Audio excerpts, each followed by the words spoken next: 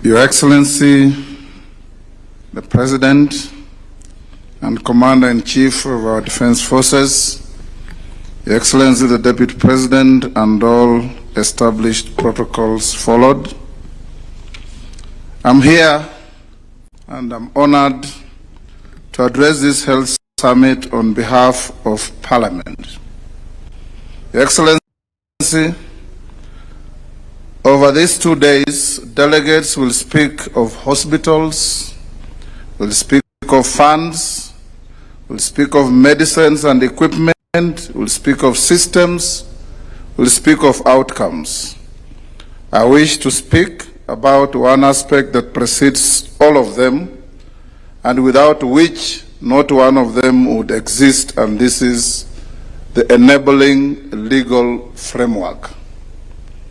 Your Excellency, Article 94 of our Constitution provides that the legislative authority of the Republic is derived from the people and is vested in and exercised by Parliament. At our independence, Your Excellency, our founding father pronounced that the incoming government of the people of Kenya was going to focus on fighting three things: poverty, ignorance, and disease. Over the years, efforts have been made in the health sector to achieve the war against diseases. In 1966, the National Health Insurance Fund was founded, and later in 1998, it was cemented into an Act of Parliament as NHIF, primarily to provide for medical cover for formal and informal sectors. The fund was operated by the National Hospital Insurance Fund Board of Management, and it relied on tiered flat rate monthly deductions as its contributions rather than proportional income scaling. Over the period, Your Excellency, the NHIF faced massive systemic corruption, losing billions of shillings through ghost clinics, inflated claims, collusion between rogue medical facilities and state officials. The reform journey that your government started, Your Excellency, has had the effect of addressing all this. Whenever you speak to any member of Parliament, Your Excellency, you'll hear always the same story. Desperate families calling at midnight about hospital emergencies and their attendant bills, their names being forced on fundraising committees and cards that are circulated without their knowledge, standing at hospital gates negotiating for the release of a patient, and at mortuaries negotiating for the release of bodies to their loved ones. Parliament understood the necessity of reform because parliamentarians have constant interaction with the needy in the population. The Departmental Committee on Health in the 12th Parliament had recommended, as it exited on the 8th of June 2022, that its successor should establish a facility improvement fund for county public health facilities. Section 104 of the Health Act of 2017 had also directed that legislation on health be enacted within 3 years. That instruction had remained unfulfilled. The National Hospital Insurance Fund, born in 1966 and governed by the 1998 Act, had long since been overtaken by the structure of our economy and dynamic social needs. So, Your Excellency, when you brought this agenda to the House of Parliament in your administration, you found an already convinced Parliament. Parliament had been waiting for the executive to act, and it took courage from 1963. All successive governments had made half-hearted attempts to achieve what we now have in our country. In the year 2023, Parliament considered, interrogated, amended, and passed 4 statutes, which Your Excellency assented to on the 19th of October of the same year. These were, first, the Primary Health Care Act, number 13 of 2023.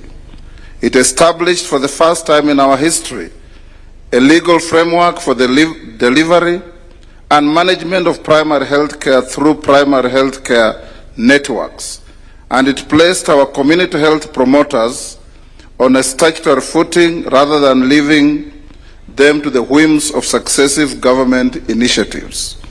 The second was the Facility Improvement Financing Act, number 14 of 2023. This, anchored on Article 207 of the Constitution, permits a public health facility to retain and manage the revenue it generates. In plain language, money earned at a dispensary in Kimilili or Kilifi or Kacheliba is now spent and ought to be spent at that dispensary. The third piece of legislation was the Digital Health Act, number 15 of 2023.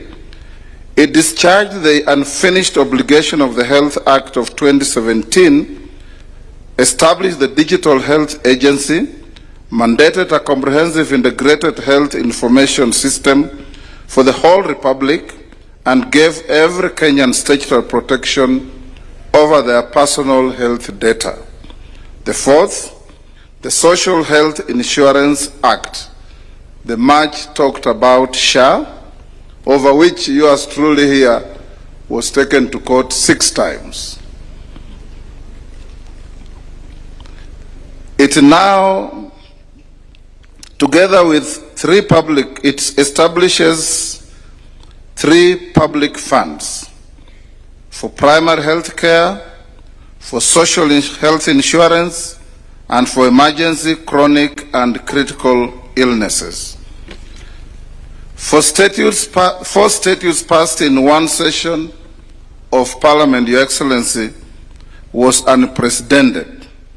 It is the most consequential body of social legislation enacted by any parliament in Kenya since independence.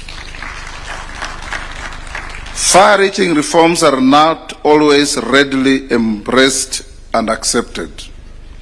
These 4 health bills were met with robust public debate. There were those who benefited from the gaps, flaws, and shortcomings of the status quo who did not welcome the reforms. These were in the minority. The majority of Kenyans saw this as a right trajectory in mitigating the myriad challenges that the health sector faced, and saw these legislations as a Damascus moment for our health sector. As we speak today, the number of Kenyans registered under the universal health coverage being a whopping over 30 million compared to about 8 million under NHIF will convince every doubting Thomas on the vision and foresight that informed these reforms. Numbers do not lie, and in law we say, res ipsa loquitur. Things speak for themselves. Under the Constitution, Parliament appropriates and divides revenues between the 2 levels of governments. It then has the mandate to ensure prudent use of those resources so that Kenyans get value for their money. I want to assure this summit that this is a duty that Parliament holds sacrosanct and will discharge without fear or favor. Parliament shall always ensure that any person or entity entrusted with management of public resources is accountable to the letter. Your Excellency, ladies and gentlemen, there are cases within the laws I have cited that require no financial contribution from citizens. These are primary health care, emergency, chronic and critical illness. That notwithstanding, the law has set out the Primary Health Care Fund and Emergency Illness and Critical Health Care Fund, which are financed from parliamentary appropriations. Even in such cases where ordinary citizens do not directly pay for those services, the funds draw the money from taxpayers' purse, while the degree and extent of responsibility must remain the same. Your Excellency, ladies and gentlemen, with all these good legislative reforms, questions are constantly raised by members of Parliament on issues that this summit needs to address. Number one, rationalization of manpower or health professionals so that citizens in both urban and far-flung rural areas enjoy similar benefits and attention from our health sector workforce, including medical consultants. Two, the preventive and promotive care should be more enhanced to avoid costly curative remedies. Here we should place emphasis on regular physical checkups, clinics, advisory nutrition, fitness, immunization, counseling, etc. Three, cases of hemorrhaging funds from the healthcare system by individuals and health facilities, whether public or private, must be checked, and those found culpable must face the consequences.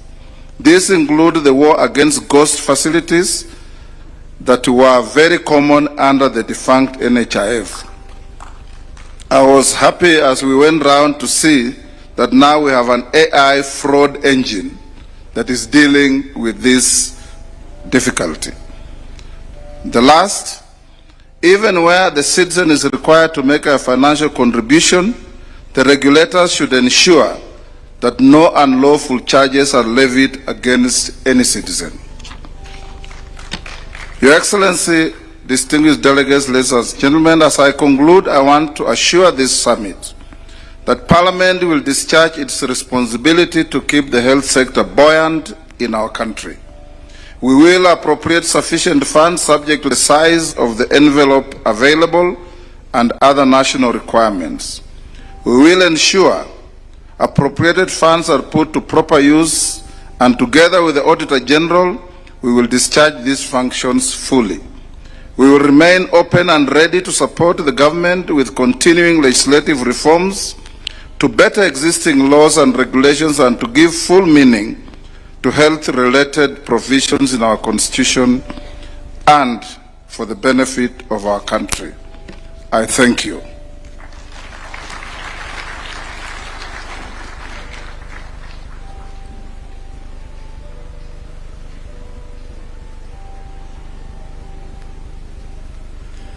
Your Excellency, distinguished delegates, now it's my honor and duty to invite the Prime Cabinet Secretary to take the program from here.